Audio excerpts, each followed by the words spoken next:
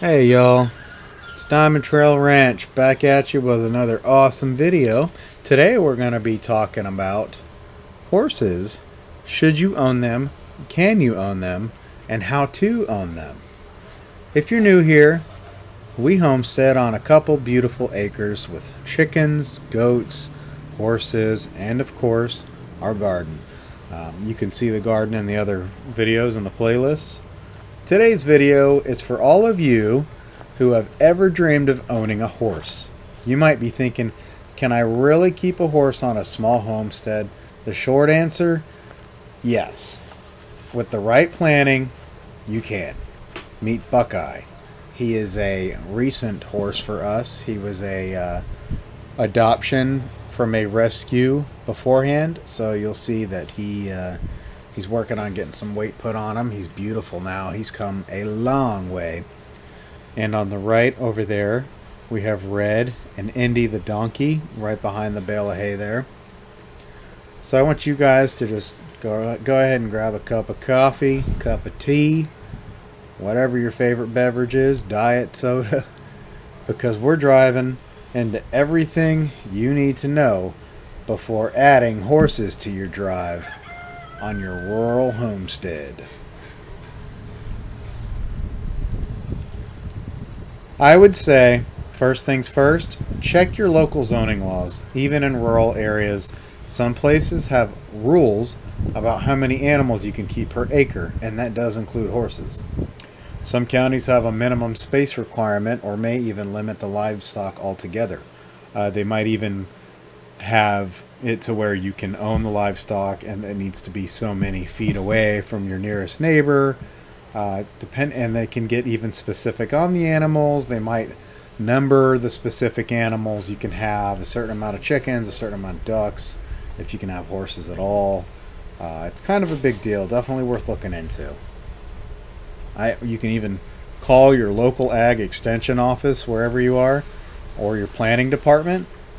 You can check your property. Obviously, I would hope you would look into whether your parcel is zoned, what you're zoned for. Is it unincorporated, city, county?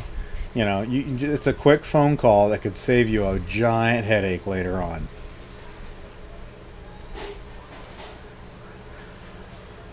So on our 2-acre homestead, we've made it work with 2 horses. Granted, Buckeye here is very recent. He's still kind of, learning his hierarchy here with the other horse and donkey there. Keep in mind, horses need space to move, but they don't need 10 acres if you're feeding them hay and exercising them regularly. You're going to want a dry lot or sacrifice area to prevent overgrazing, especially in the winter or dry months. Actually, grass doesn't grow fast enough. It just doesn't. That's where hay comes in. So you'll see us, depending on weekly or every 2 weeks. It's been more frequent, obviously with the extra horse. With these bales, check with your local, call around, find your Facebook groups, look around online, marketplace. Everybody knows, not everybody, but somebody knows someone in your area that is selling hay on their property. They're just rolling their yard effectively and having people come pick it up. Ask me how I know. There's connections out there to get bales and rolls of hay to your property. You don't want to go with the smaller bales because they'll eat it in a couple days. You can take off chunks and sections. That's a whole nother topic though. Today we're talking about owning the horses. Feeding them, this is your hay, right? You're going to have a storage area that's going to be off to the right inside the barn. That's where our tack room is and stuff. We feed round bales during the cooler months and when grass is gone, which unfortunately for where this area is most of the year, so they're pretty much always being fed hay bales. But they are ridden fairly frequently on various trails in the area. We have lots of parks, lots of trails, so they get their exercise in. There's a round pen you'll see here in a little bit in the video We let them go into the other parts of the property we have and eat the greener grass. They love it. They have a great time. You can use the square bales that I mentioned, and they are easier to handle, but they're more expensive per pound, and it's a big waste of time if they're only gonna last a day or two, so it's just not worth it. I mean, a couple days probably, but and horses eat more than you think. I mean, that's why I said they're only gonna last like a day or two. On average, a horse needs about 1.5 to 2% of their body weight in forage daily. So if you think about it, that's 15 to 20 pounds a day for one horse. And if you're Buckeye over there, black horse, you might early on need a little more catching up with the weight. So we have hay nets, hay feeders as well on the property you can use. I would invest, if you're just getting into it, kind of new to the whole thing, the how-to here is to get a slow feeder to cut down on waste. You see how he's eating the hay on the ground in front of him? That's dry and recent. We just picked up this roll yesterday. This is very recent. It makes a big difference when you can wrap these boys up and keep them nice and dry. They will thank you for that. Your bank account will thank you for that. Your watering setup is probably going to be an automatic waterer. Obviously, you're going to check on it frequently and every single day. Hopefully, you can get to it multiple times a day, because these are horses we're talking about. They drink a lot of water. We have an automatic waterer that trickles in every time they take a few sips. They can drink some more, and it refills as they do it. You can get a horse trailer with a truck or a tow package on your vehicle. You can get that was a stock trailer I just showed you there. You can get a stock trailer, cheaper than horse trailers typically. You make do. If it's only one horse, you're still going to want that to transport the animal. You never know if you had a vet emergency. That's a whole nother situation. But your watering, they can drink 5 to 10 gallons a day. More if it's hot. 5 to 10 gallons, folks. You ever see people mark their water jugs with lines on it? Yeah, these guys are marking 5 to 10 gallons a day.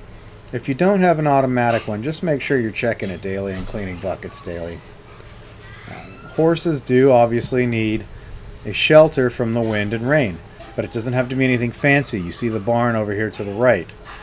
A 3-sided run-in works great. Ours love it. We actually had the back side of that is beautiful as well. You guys will have to see that. It's where the garden is. The garden's actually on the other side over there.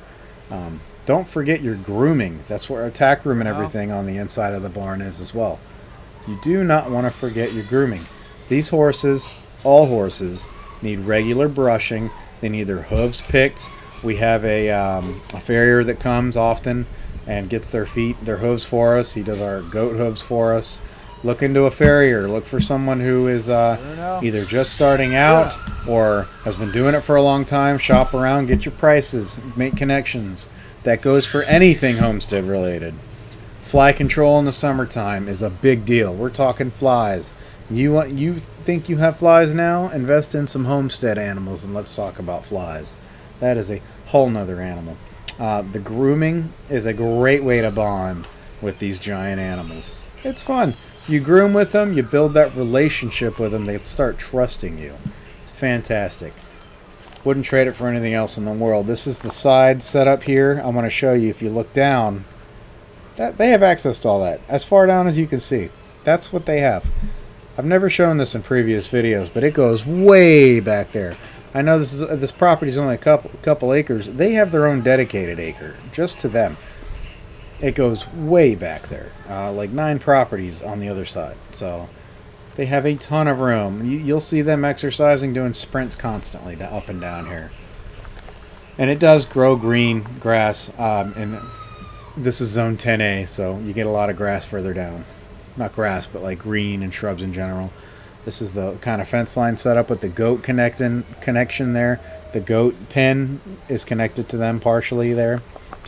These fence lines are constant maintenance too. If you think you want horses, just know you're going to be fixing these fences constantly. There's a board missing right there off to the right. We got to put that back up. It happens. They'll push on it. They lean on your boards. Invest in a nail gun. Don't get something cheap. You don't want to just do a hammer and nails. That's how we started. A hammer and nails. It sucks starting off that way. So invest in some tools if you can. Power tools. You're going to want them because you're going to be fixing fences constantly. And people will say, not if you do it right the first time. Own some horses and come. Let me know in the comment section below if you've never had to fix a fence on your homestead with goats, let alone horses, right? So again, with that, horses are not lawn ornaments. They need attention. You should be planning to spend 30 minutes to an hour a day feeding these guys, grooming, just checking in on them, hang out with them, spend some time with them. They're not garden gnomes. Very expensive garden gnomes.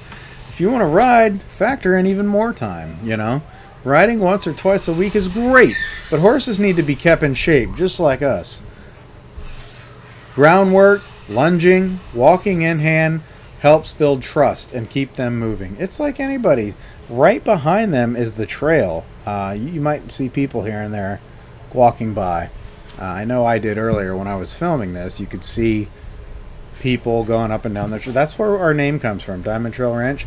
You might be able to see it a little bit back there. That's where the baseball fields are. The baseball diamonds, Diamond Trail. That's the trail right there. But the trail is between the baseball fields.